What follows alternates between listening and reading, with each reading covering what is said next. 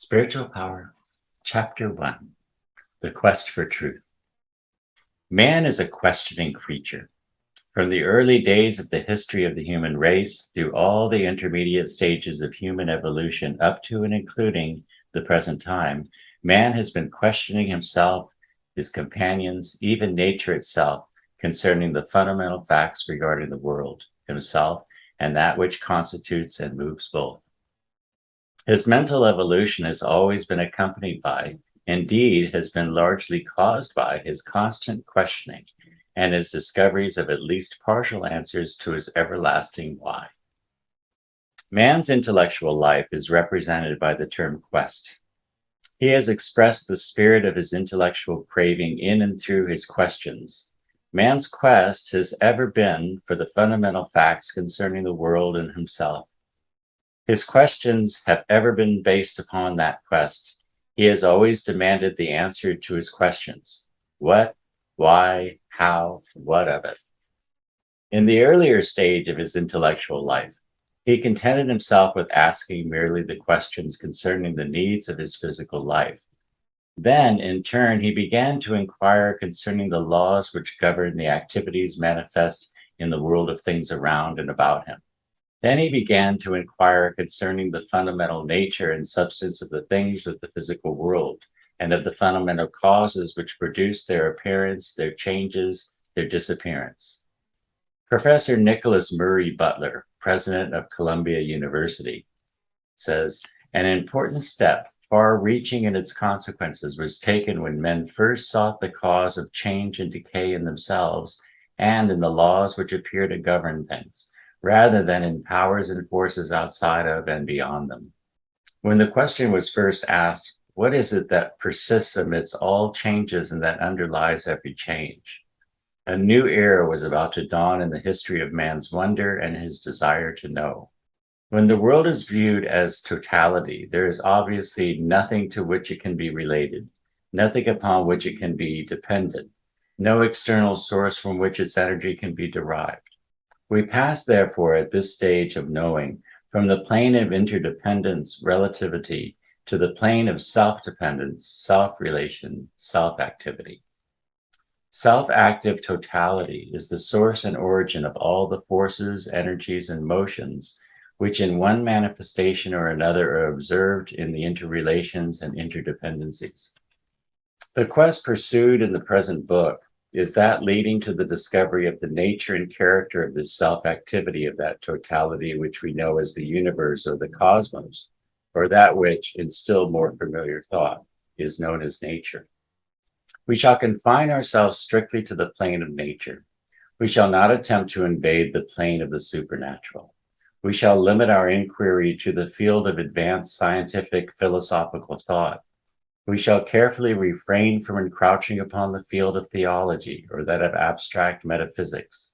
This does not mean that we are opposed to theology or its teachings, nor to abstract metaphysics and its manifold theories. It means simply that we prefer to leave these respective fields to those who specialize in the subjects belonging to them. We shall, from time to time, refer to certain theological or metaphysical teachings, but this only for the purpose of illustration.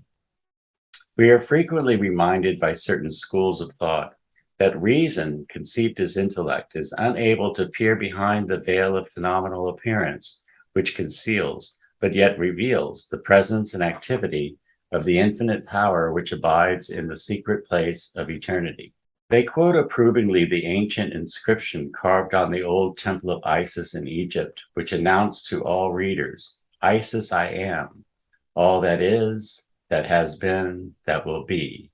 No man hath yet lifted my veil. They likewise bid us to recall the celebrated statement of the ancient Buddhists. The imagination, the understanding, and abstract thinking will always strive in vain to represent the eternal infinity. For no form of finiteness, to which thought and speech belong, can express infinity, nor can that which is timed express eternity. Nor can thought resultant from the chain of causation grasp the causeless and self-existent. Therefore, we set aside all such speculations and vain disputes, and do not busy ourselves with them. In Sir Edwin Arnold's poem, The Light of Asia, the Buddha says, Amataya, measure not with words the immeasurable, nor sink the string of thought into the fathomless. What asks doth err? Who answers errs? Say not. Shall any gazer see with mortal eyes, or any searcher know with mortal mind? Veil after veil will lift, but there must be veil upon veil behind. But both the ancient Egyptians and the ancient Buddhists as well knew and taught that there are other ways of knowing than those of the sense-limited intellect. Both held that man may and does unfold higher faculties of cognition, higher mechanism of knowledge, whereby the unknowable becomes known. The ancient Egyptians taught that certain advanced souls had acquired transcendental powers of cognition, whereby they were able to perceive that which is beyond the powers of ordinary perception, and to know that which remains unknowable to the ordinary powers of the mind. The Buddhists likewise taught that the Buddhas and other illumined minds of the race were able to think about and know that which the lower level intellect is unable to grasp. In fact, the Buddhist supreme claim is that their basic teachings are the result of thought, the thought of the illumined Gautama, the Buddha of that period. One of the hymns of the old Buddhist monks has as its chorus the reiterated lines, "He thought it out, he thought it out." The pride of Buddhism is that its system is based upon thought, and not on faith alone, but by thought they mean the higher reason in which the reports of intuition are blended with those of intellect. These ancient schools of philosophic thought, as well as many much later schools, teach that while it is true that intellect of itself, depending as it must upon the intercepted reports of the senses for its basic material, and being thus necessarily limited in its field and scope, is indeed unable to read the riddle, to report truthfully that which lies behind the veil of materiality. It is equally true that reason is able to transcend the limitations of unaided intellect when she calls to her, and that twin sister of intellect known as intuition, and thus secures the materials upon which the higher reason may work, and which it may spin and weave into glorious fabrics of truth. Modern philosophy is displaying much interest in certain forms of mental activity which are grouped under the category of intuition. In this usage of the old term intuition, however, these philosophers do not refer to the ordinary conscious or subconscious activities of which the source remains hidden and which therefore are frequently referred to as intuitive. Neither do they refer to those acquired habits of action once performed consciously but now manifested subconsciously, which are known as instinctive. Instead, they employ the term to indicate that higher form of reason made possible by the reports of the superconscious faculties concerning their perception of certain higher truths, which reports are then passed down to the intellect for reasoning based upon induction or deduction, or similar forms of thought. They hold that these reports of intuition are not contrary to those of intellect, but merely are more direct and convincing in feeling and serve rather to support the reports of the trained intellect than to oppose or contradict them. Reason, being furnished and the combined reports of both intellect and intuition, is possessed of material far surpassing in both quantity and quality those arising from sense reports alone. Consequently, the higher reason is able to produce materials of a quality and beauty far excelling those turned out by it when it was limited to the comparatively scanty and imperfect materials of the senses. Or employing another figure of speech, we may say that the higher reason in which intellect is reinforced by intuition acts like the skilled geometer, who being given certain sighted points is then able to measure, chart, and map great regions of land or of space over which his feet have never trod, his airplane wings never flown, nor his eyes ever scanned. The higher reason, thus given these sighted points furnished by intuition, is able to measure, chart, and map great areas of thought and knowledge over which his senses have not yet traveled, and which they cannot perceive. Bergson holds that intellect is properly employed with the outer appearances of life, intuition with the inner facts of life. Intellect, he says, is a narrowing or focusing of consciousness confined to a limited field by its very nature. Outside of that narrow field lies the region of intuition.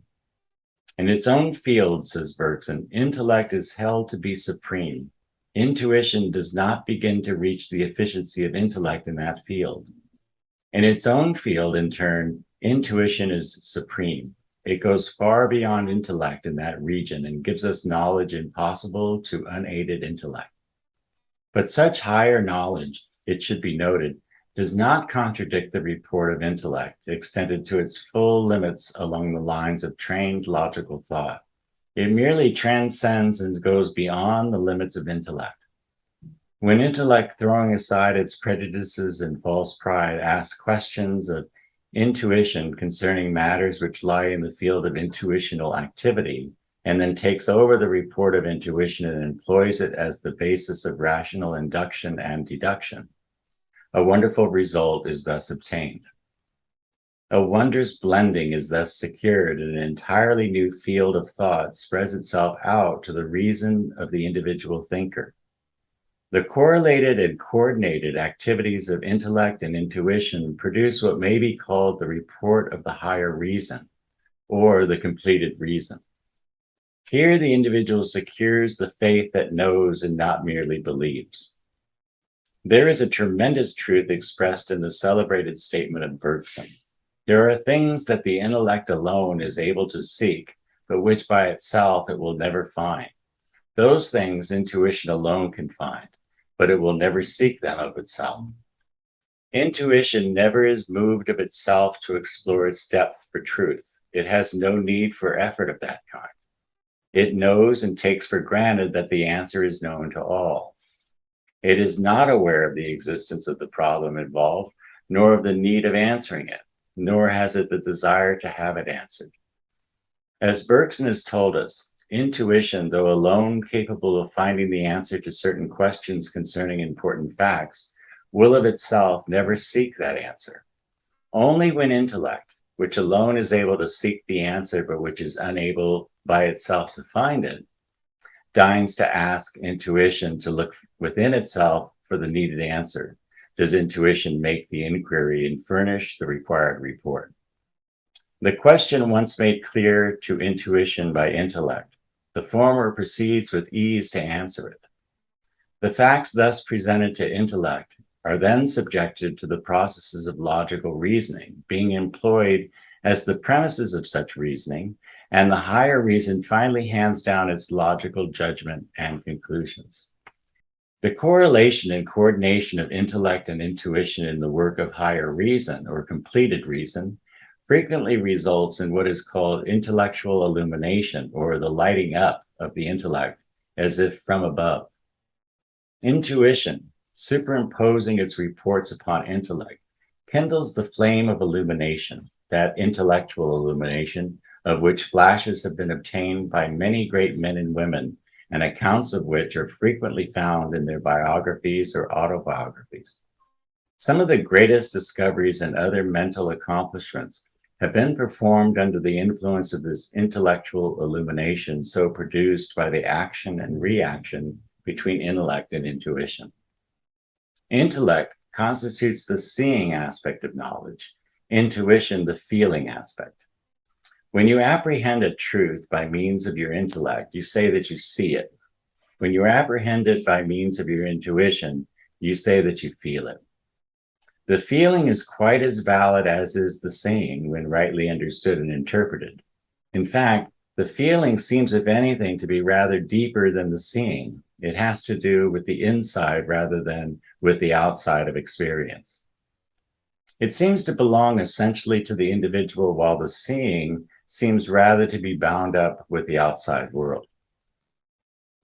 There are certain fundamental laws, principles, and truths which intellect and intuition combined and correlated as higher reason or completed reason must inevitably, invariably, and infallibly report to be necessary truth, the necessities of thought, by the very nature of their respective characters and essential facts.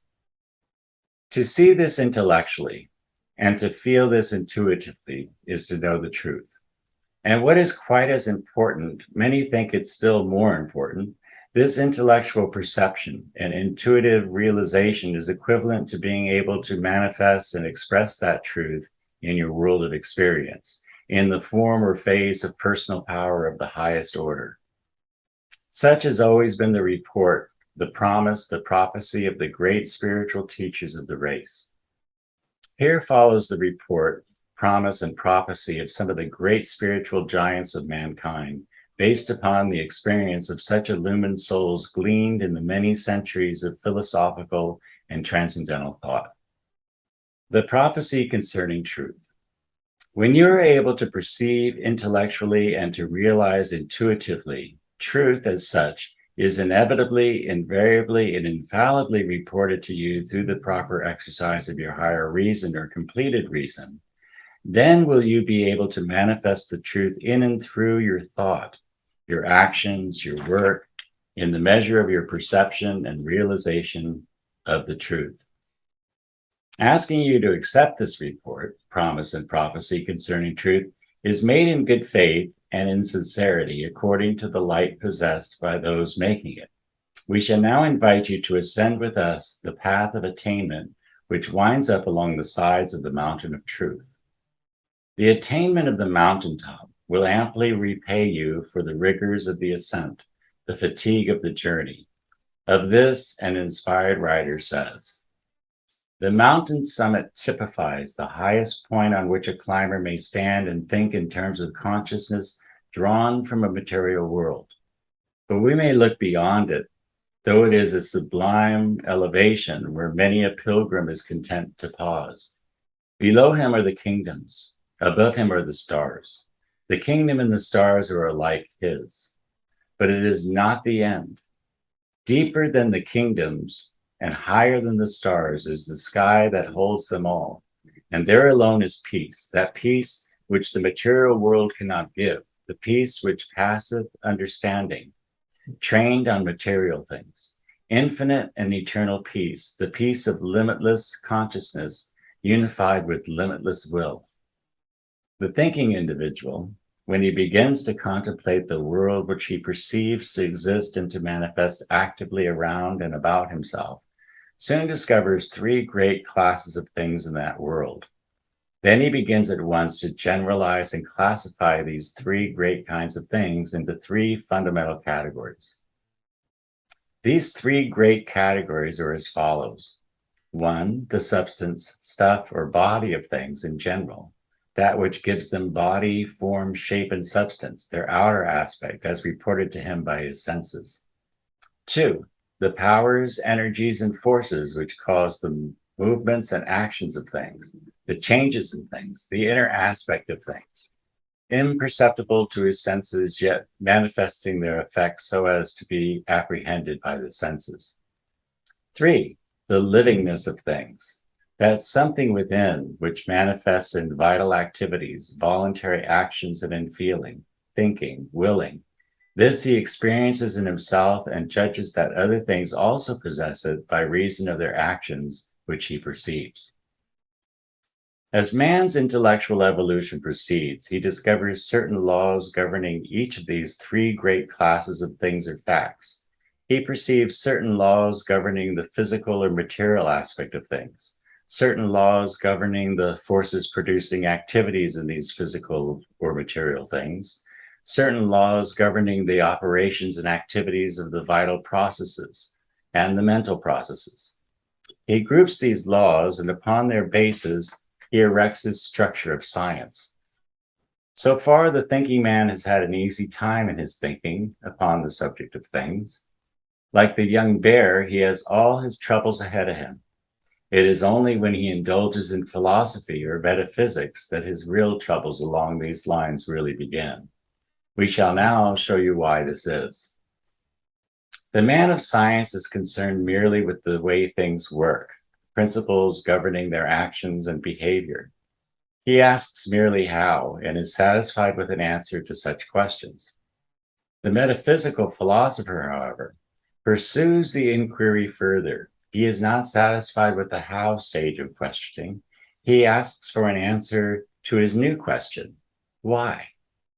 He pursues his inquiries until finally he demands an answer to his ultimate why, which may be expressed as follows. What is that which is the ultimate principle of all things and of which all things are manifestations? He is not content with the scientific classification of natural things into the three great categories of one, substance, two, energy, and three, life or spirit. He holds that some one of these three must be the ultimate principle, the other two being subordinate aspects or manifestations of that ultimate reality. He does not explain clearly just why all these things must be manifestations of but one principle. He takes this for granted and asks you to do the same.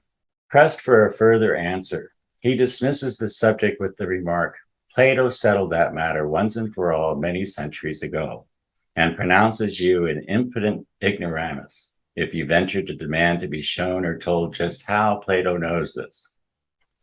There are, it seems, certain limits beyond which you may not go in your inquiries of certain metaphysical philosophers.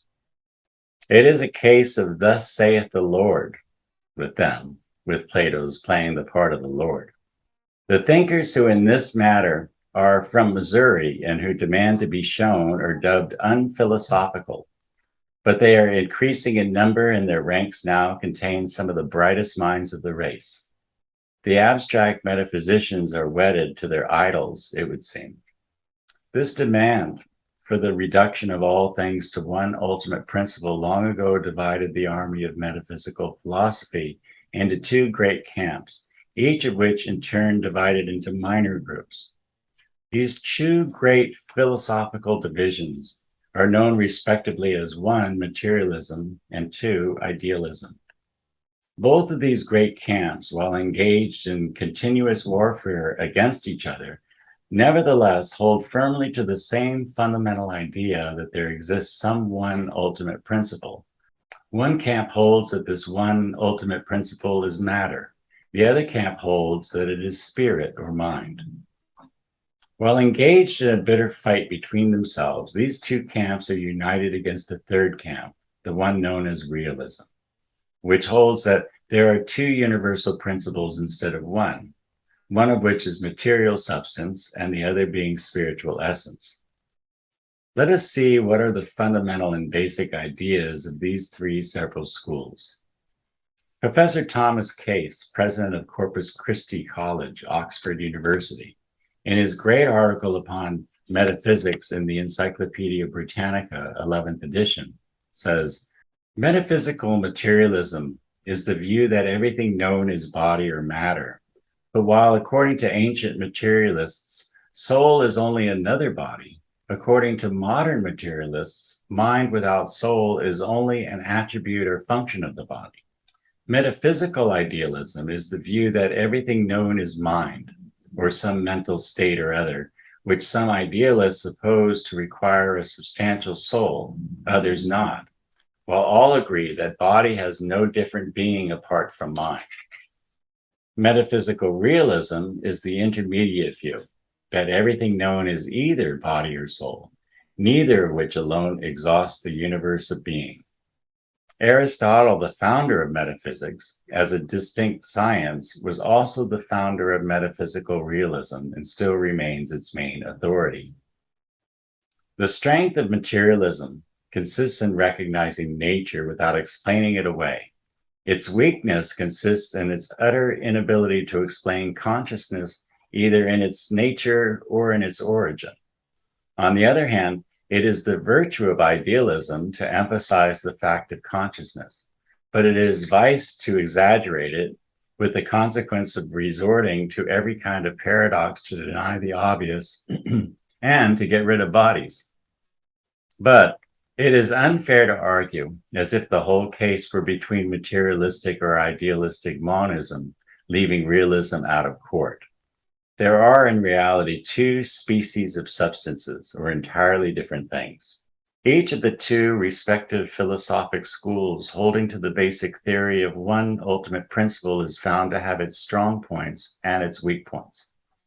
The third school, That of realism seeks to combine these respective strong points and to eliminate these respective weak points by means of a new synthesis in which material substance and spiritual essence are regarded as dual principles or twin aspects of ultimate reality.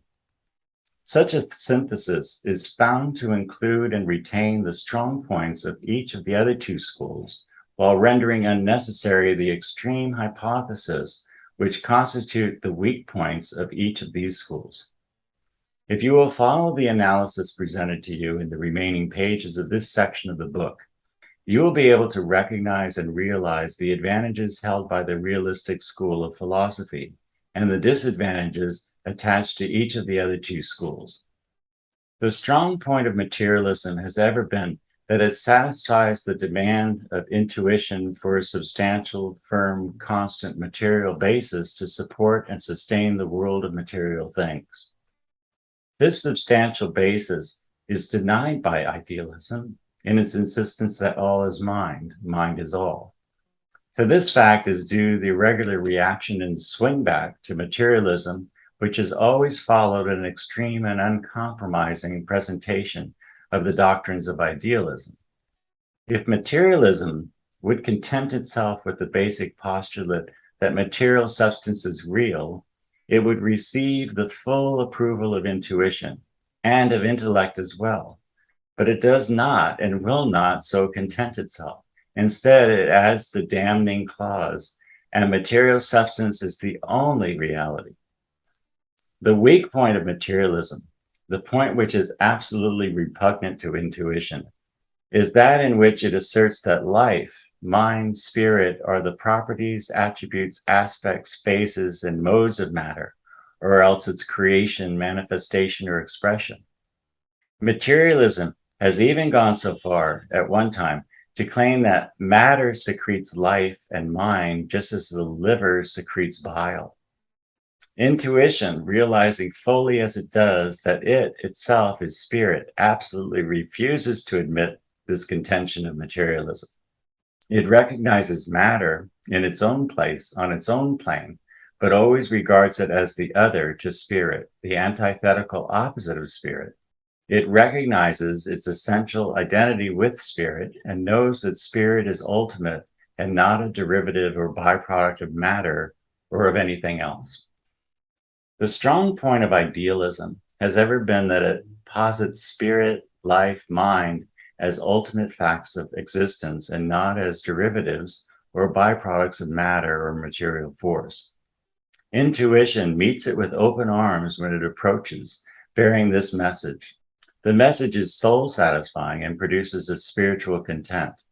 For that matter, it is very probable that no materialist deep down in his soul ever really feels that life, mind, spirit are the byproducts of matter.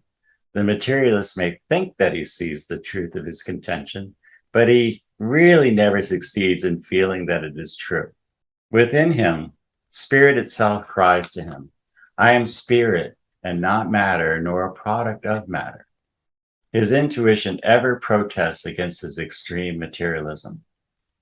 The weak point of idealism has ever been its claim that all is mind, mind is all. Matter is an illusion and has no real existence. The material world is a dream or an error of mortal mind.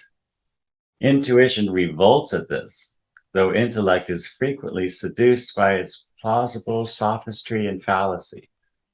It is probable that no idealist ever really feels that there is no reality in matter. Even when he is uttering the words, he continues to act as if matter is a reality. His every action is based upon the tacit recognition of the presence and reality of matter. Intellect, it is true, is often dazed and bewildered by the juggling of words so often employed in the philosophy of idealism under its many different names and forms. Idealism is ingrown metaphysics. Of such schools of thought, a writer has said, of such teachings, those who listen understand nothing, and those who teach do not really understand. That actual material objects really exist is the verdict of common sense and of the intuition of any person who will listen to its voice. Professor Ladd says, Common sense must be trusted and virtually is trusted for the inviolable and undiminished confidence in the existence of a real world full of actual events, some of which are known to be causally connected, and as well in its confident belief that while human knowledge does not create that world and knows it, at best, only imperfectly and partially, yet it does know it truly, so to say, that is, as it really exists and actually behaves. Reid says, I do perceive matter objectively, that is, something that is the intermediate object of my touch and sight. And this object I take to be matter and not an idea. And though I have been taught by philosophers that what I immediately touch is an idea and not matter, yet I have never been able to discover this by the most accurate attention to my own perceptions.